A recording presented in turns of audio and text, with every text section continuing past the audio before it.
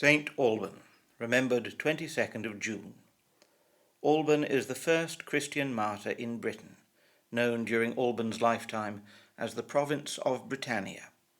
So many centuries have passed since Alban's life that different records contain some differences, but this is his story as most would agree it. He was born in these isles, but became a soldier, garrisoning his homeland on behalf of Rome.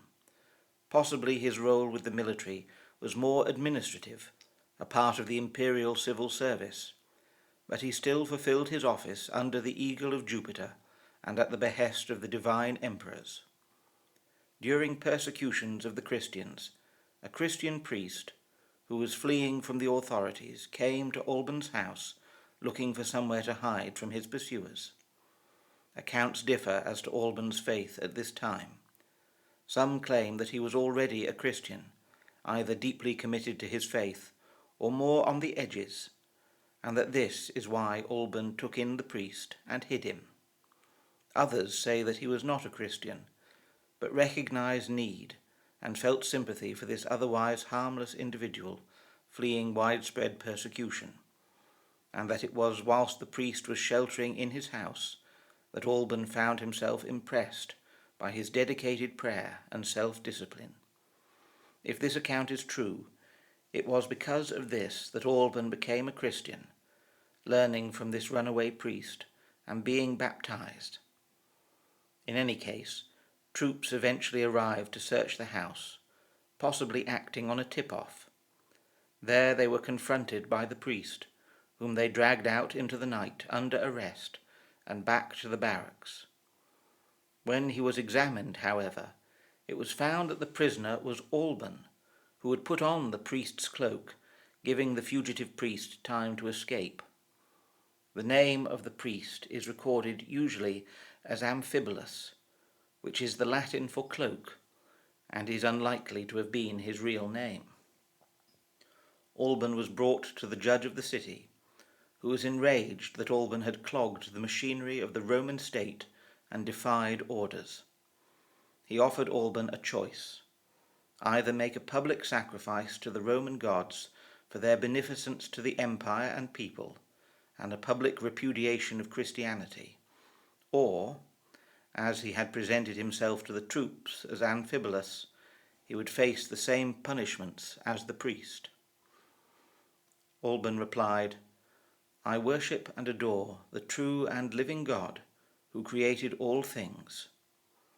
This refusal and these words still form a part of a prayer used daily at St. Alban's Cathedral.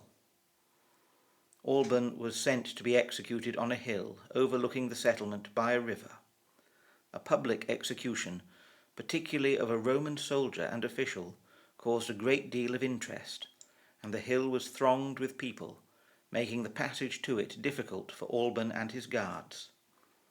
Alban was so eager to keep his appointment with immortality that, instead of walking to the bridge, he hurried straight down to the river bank. The tumbling water slid to a halt, evaporated, and was gone, leaving him a dry path to cross over. Minutes later he crested the hill and crossed as easily from life to death, his head slashed from his shoulders by a Roman sword.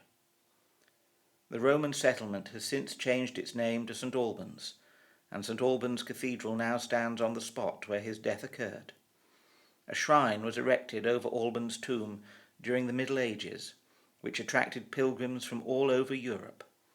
It was destroyed during the Reformation of the 16th century, but fragments of the tomb, which were used for later building, were painstakingly reassembled in 1989.